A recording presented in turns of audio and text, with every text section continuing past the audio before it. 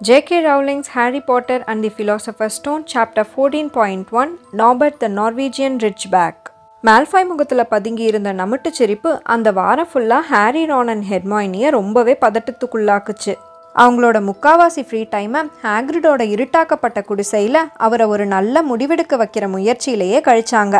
பேசாமல் இவனை விட்டுடுங்க, அவன் போக்கில் போகட்டும் அப்படின்னு ஹாரி ஹாக்ரிட் கிட்ட சொன்னான். அது என்னால் முடியவே முடியாது, இவன் ரொம்ப குட்டி, அப்படி விட்டா கண்டிப்பாக செத்துடுவான் அப்படின்னு ஹாக்ரிட் ரொம்ப வருத்தமாக சொன்னார். 3 பேரும் அந்த டிராகனை பார்த்தபடி உட்காந்துருந்தாங்க. ஒரு வாரத்தில் அது 3 மடங்கு பெருசாக வளர்ந்துடுச்சு. அப்பப்போ அது மூக்கில் இருந்து நெருப்பு துளிகள் வேற வந்து விழுந்துகிட்டு இருந்தது. ஹாக்ரிட் தன்னோட கேம் கீப்பர் டியூட்டிஸ் எல்லாம் பார்க்கறதே இல்லை, ஏன்னா இந்த டிராகனே அவரை ஃபுல் டைம் பிஸியாக வச்சிருந்தது. அந்த வீட்டில் எங்கே பார்த்தாலும் காலி பிராண்டி பாட்டில்ஸும் சிக்கன் ஃபெதர்ஸுமா செதறி கிடந்தது. நான் இவனை நார்பெட்னு கூப்பிடலான்னு முடிவு பண்ணியிருக்கேன் அப்படின்னு சொன்னபடி ஹாக்ரிட் அந்த டிராகனை ஈரம் கசிந்த கண்ணோட பார்த்தாரு. இப்பெல்லாம் அவனுக்கு என்ன நல்ல அடையாளம் தெரிஞ்சிருச்சு. இங்கே பாருங்களேன், நார்பெட் நார்பெட், அம்மா எங்க அப்படின்னு ஹாக்ரிட் பேசிக்கிட்டு இருந்ததை பார்த்து ரான் ஹாரி காதில் இவருக்கு பைத்தியமே பிடிச்சிருச்சு போல அப்படின்னு முணுமுணுத்தான். ஹாரி சத்தமா, ஹாக்ரிட் 2 வாரம் டைம் எடுத்துக்கலாம், அது வர நார்பெட் உங்க கூடவே உங்க வீட்டிலையே இருக்கட்டும். மால்ஃபாய் எந்த நிமிஷம் வேணாலும் டம்பிள்டோர் கிட்ட போக வாய்ப்பு இருக்கு. ஹாக்ரிட் உதட்ட கடிச்சபடியே, ஆமாம் எனக்கு தெரியும், என்னால் எப்பயுமே இவனை வச்சுக்க முடியாது தான், ஆனால் அதுக்காக என்னால் இவனை அப்படியே விட்டுட முடியாது அப்படின்னு சொன்னார். ஹாரி சட்டுன்னு ரானை திரும்பி பார்த்தான். சார்லி அப்படின்னு சொன்னான். உனக்குமா பைத்தியம் பிடிச்சிருச்சு, நான் ரான், ஞாபகம் இருக்கா இல்லையா அப்படின்னு சொன்னான். இல்லை சார்லி, உன் அண்ணன் சார்லி, ரொமேனியாவில் இருக்காருல்ல, டிராகன்ஸ் பற்றி படிக்கிறாரே, நம்ம நாபட்டை அவர்கிட்ட அனுப்பிடலாம், அவர் இதை நல்லா பார்த்துப்பாரு, வளர்ந்தப்புறம் காட்டில் திரும்பி விட்டுருவாரு. பிரில்லியன்ட் அப்படின்னு சொன்ன ரான், ஹாக்ரிட் உங்களுக்கு இது ஓகே தானே அப்படின்னு கேட்டான். கடைசியாக ஹாக்ரிடும் இந்த யோசனைக்கு ஒத்துக்கிட்டு சார்லியோட ஒப்புதலை கேட்கறதுக்கு அவருக்கு ஆந்த அனுப்ப முடிவு பண்ணினாங்க. அடுத்த வாரமும் வந்தது. புதன்கிழமை நைட்டு எல்லாரும் பெட்டுக்கு போய் ரொம்ப நேரத்துக்கு அப்புறமும் ஹாரியும் ஹெர்மாயினியும் காமன் ரூமில் தனியாக உட்காந்துருந்தாங்க. சுவரில் மாட்டியிருந்த கடிகாரத்தில் நைட்டு 12 மணின்னு டைம் காட்டினப்போ போர்ட்ரேட் ஹோல் ஓப்பன் ஆச்சு. எங்கேருந்தோ திடீர்னு முளைச்சி வந்தவன் மாதிரி ஹாரியோட இன்விசிபிலிட்டி கிளாக்கை கழட்டினபடி ரான் வெளிப்பட்டான். அவன் ஹாக்ரிடோட ஹட்டுக்கு போய் நார்பெட்க்கு ஃபீட் பண்ணுறதுக்கு ஹெல்ப் பண்ணிட்டு வரான். அது இப்பெல்லாம் கூடையில் கொண்டு வரப்பட்ட செத்துப்போன எலியெல்லாம் சாப்பிட ஆரம்பிச்சிடுச்சு. பாருங்க, அது எனக்கு அடிச்சிடுச்சு அப்படின்னு ரான் கையை நீட்டினான். கை ஃபுல்லாக ரத்தமாக ஒரு ஹேண்ட் கர்ச்சிப் சுற்றி இருந்தது. ஒரு வாரத்துக்கு எப்படியும் என்னால் குவில்ல தொடவே முடியாது. நான் ஏற்கனவே சொன்னேன்ல, நான் இதுவரை பார்த்ததுலேயே டிராகன்ஸ் தான் ரொம்ப மோசமான விலங்கு. ஆனால் ஹாக்ரிட் அதை ஏதோ மொசு முயல் குட்டின்ற மாதிரி நினச்சிக்கிட்டு இருக்காரு. அதுகிட்ட கடி வாங்கினது என்னமோ நான் தான், ஆனால் ஹாக்ரிட் சொல்கிறாரு நான் போய் அதை பயமுறுத்துறேன்னு. நான் அங்கேருந்து கிளம்புன உடனே அதுக்கு தாளாட்டெலாம் வேற பாடுறாரு. அந்த இருட்டில் ஜன்னலில் ஏதோ தட்டுற சத்தம் கேட்டுச்சு. ஹெட்விக் தான் அது அப்படின்னு சொல்லிக்கிட்டே வேகமாக போய் ஹாரி ஜன்னலை திறந்து விட்டான். அவள் சார்லியோட பதிலை தான் கொண்டு வந்திருப்பா அப்படின்னு ஹாரி சொன்னதும் 3 பேரும் ஒன்றா சேர்ந்து அந்த லெட்டரை படிக்க ஆரம்பித்தாங்க. டியர் ரான், எப்படி இருக்க? Thanks for the letter. Norwegian ரிட்ஜ்பேக்கை வாங்கிக்கிறதுல எனக்கு ரொம்பவே சந்தோஷம்தான். ஆனால் அவனை இங்கே கொண்டு வரது ரொம்ப சுலபமான காரியம் கிடையாது. அடுத்த வாரம் என்னை பார்க்க சில ஃப்ரெண்ட்ஸ் வராங்க, அவங்க கிட்ட அவனை கொடுத்து விடுறது தான் சரியான யோசனையாக இருக்கும்னு எனக்கு தோணுது. பிரச்சனை என்னன்னா, ஒரு இல்லீகல் டிராகனோட அவங்க யார் கண்ணிலையும் பட்டுடக்கூடாது. சனிக்கிழமை நடுராத்திரி உன்னால் ரிட்ஜ்பேக்கை உயரமான டவருக்கு கொண்டு வர முடியுமா? உன்னை அவங்க அங்கே சந்திச்சு டிராகன் வாங்கிக்கிட்டா இருட்டிலையே யாரு கண்ணிலையும் பட்டுடாமல் இங்கே வந்து சேர்ந்துட முடியும். எனக்கு நீ கூடிய சீக்கிரம் பதில் அனுப்பு. லவ், சார்லி அப்படின்னு அந்த லெட்டர் எழுதி முடிக்கப்பட்டிருந்தது. 3 பேரும் ஒருத்தங்க பார்த்துக்கிட்டாங்க.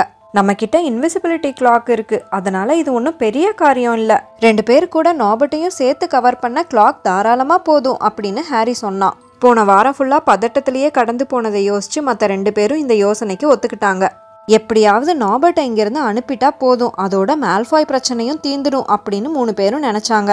மறுநாள் காலையில் எதிர்பாராத ஒரு தடை ஏற்பட்டது. ரானோட கை அவன் கை மாதிரி 2 மடங்கா வீங்கிடுச்சு. மேடம் ப்ராம்ஃபி கிட்ட போகிறது சேஃபா என்னன்னு அவனுக்கு தெரியல. ஒருவேளை அவங்க டிராகன் தான் கடிச்சிருக்கோன்னு கண்டுபிடிச்சிட்டா என்ன பண்ணுறது?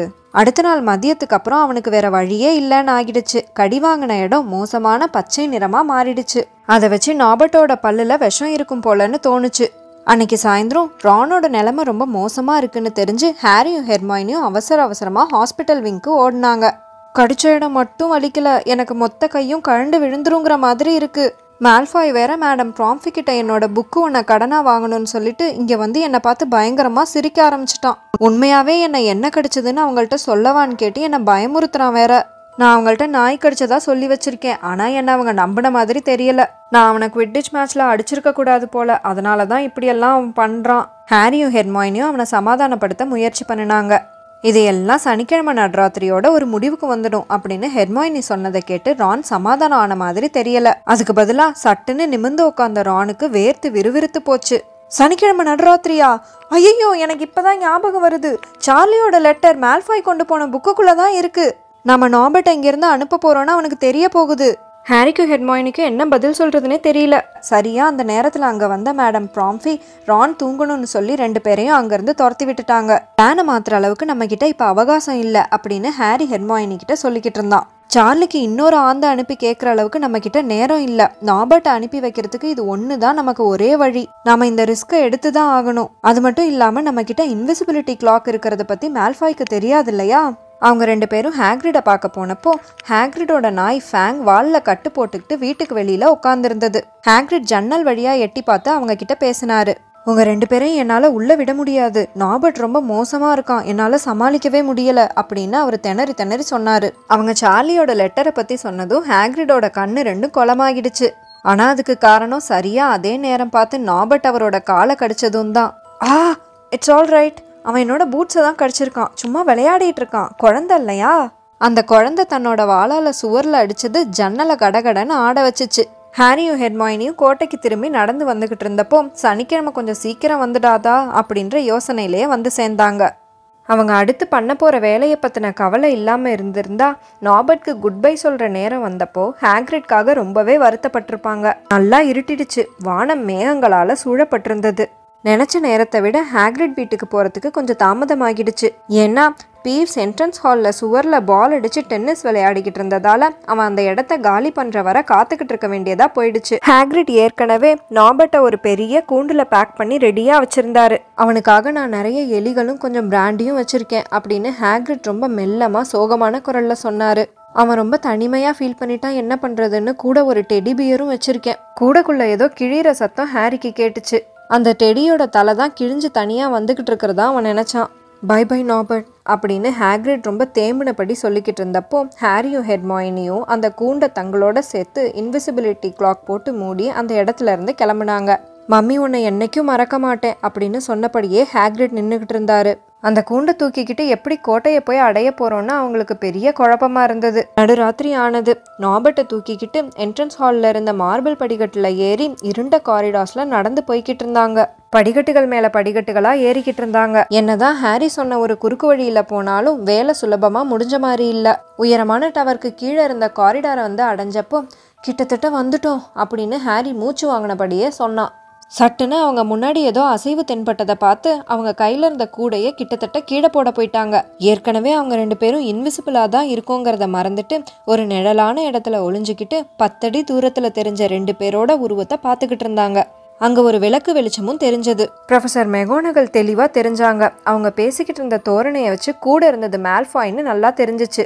டிடென்ஷன் அப்படின்னு கத்திக்கிட்டு இருந்தாங்க. 20 பாயிண்ட்ஸ் ஸ்லிதரின்ல இருந்து எடுக்கிறேன். நடுராத்திரியில சுத்திக்கிட்டு இருக்கா, என்ன தைரியம் உனக்கு? உங்களுக்கு புரியல ப்ரொஃபசர், ஹாரி பாட்டர் வந்துகிட்டு இருக்கான், அவன் கிட்ட ஒரு டிராகனும் இருக்கு. என்ன உளறிக்கிட்டு இருக்க? எவ்வளோ தைரியம் இருந்தா போய் சொல்லுவ? முதல்ல என் கூட கிளம்பு மால்ஃபாய். ப்ரொஃபசர் ஸ்னேப்பை பார்த்து உன்னை பத்தி பேச வேண்டி இருக்கு. அங்க நடந்த சம்பவத்தை பார்த்தப்புறம் அந்த உயரமான டவருக்கு போக வேண்டிய செங்குத்தான வளைவு படிக்கட்டுக்கு போறது இந்த உலகத்திலேயே ரொம்ப சுலபமான காரியமா தோணுச்சு. வெட்ட வெளிக்கு வந்த அப்புறமா மேல போத்தி இருந்த கிளாக்கை கழட்டிட்டு ரொம்ப சுதந்திரமா மூச்சு விட்டாங்க. ஹெர்மாயினி சந்தோஷத்துல துள்ளி குதிச்சு ஒரு ஆட்டம் ஆடுனா. மால்ஃபாய்க்கு டிடென்ஷன் கிடைச்சிருச்சு, இப்ப நான் கத்தி பாட்டு கூட பாடலாம். அப்படி எதுவும் பண்ணிடாத அப்படின்னா ஹாரி. மால்ஃபாயை பத்தி பேசினபடியே 2 பேரும் காத்திருந்தாங்க. நாபர்ட் அவன் கூண்டுக்குள்ள அடிச்சு மோதிக்கிட்டு இருந்தான். 10 நிமிஷம் கழிச்சு 4 ப்ரூம்ஸ்டிக்ஸ் இருட்டுல பறந்து வரது தெரிஞ்சிச்சு. சார்லியோட ஃப்ரெண்ட்ஸ் அவங்களோட சந்தோஷத்தை தெரிவிச்சுக்கிட்டு ஹாரி கிட்டையும் ஹெர்மாயினி கிட்டையும் நாபர்ட்டை எப்படி பத்திரமா அவங்களுக்கு நடுவில் வச்சு கட்டி எடுத்துக்கிட்டு போறாங்கன்னு காமிச்சாங்க. ஒருத்தங்களுக்கு ஒருத்தவங்க நாபர்ட்டை பத்திரமா தூக்கி வச்சுக்க உதவி பண்ணிக்கிட்டாங்க. ஹாரியும் ஹெர்மாயினியும் அவங்க எல்லார்ட்டையும் கை குலுக்கினபடி தங்களோட நன்றியை தெரிவிச்சுக்கிட்டாங்க. கடைசியா நாபர்ட் அங்கிருந்து கிளம்பிடுச்சு, போயிடுச்சு. உற்சாகமா வளைவு படிக்கட்டுல இறங்குனாங்க. இப்ப அவங்களோட இதயம் ரொம்பவே லேசா இருந்தது. அவங்களோட கைகளும் தான். ஒரு வழியா நாபர்ட் அங்கிருந்து கிளம்பிடுச்சு. இனிமே டிராகன் பிரச்சனை இல்ல, மால்ஃபாய்க்கு டிடென்ஷன் வேற. இனி அவங்களோட சந்தோஷத்தை ஏதாவது தடுக்க முடியுமா என்ன?